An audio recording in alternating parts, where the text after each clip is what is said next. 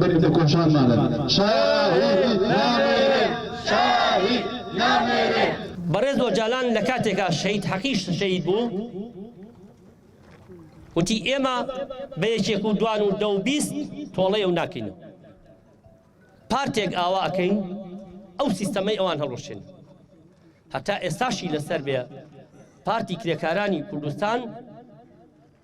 بۆتە فۆبیا و هەری ترسناک بۆ دەوڵەتی تورکیا بۆ فاشیزمی ئەکەپە و مەسەلەی عوسمانیەت و ئەوەی کە هەیە مامۆستا شەماڵیش دەبێ بزانن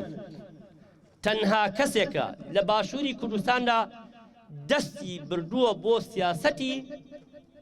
فاشیزمی ئەکەپە و عوسمانی و ئەو پیلانگیێڕەیە کە بە ناوی ویلایەتی مووسڵەوە هەیە مامۆستا شەماڵ ئەم سیستەمەی ئەوانی ئەم هەنگا و ئامانجەی ئەوانی سەرۆژێر کردووە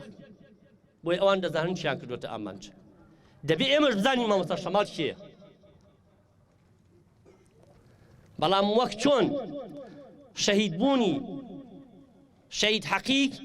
کە یەکەم شەهیدی ئەو حەرەکەتە بوو بە قەڵەمباس ئێمەش مامۆستا شەماڵی یەکەم شەهیدی تەفگەری ئازادیە دەیکەینە قەڵەمباس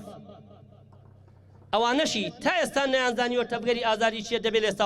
ئێستا بە دوا بزانن تەفگەری ئازادی تەنها ڕێخستنێکە خاوەن هەڵوێستی نەتەوەی و دیموکراتیە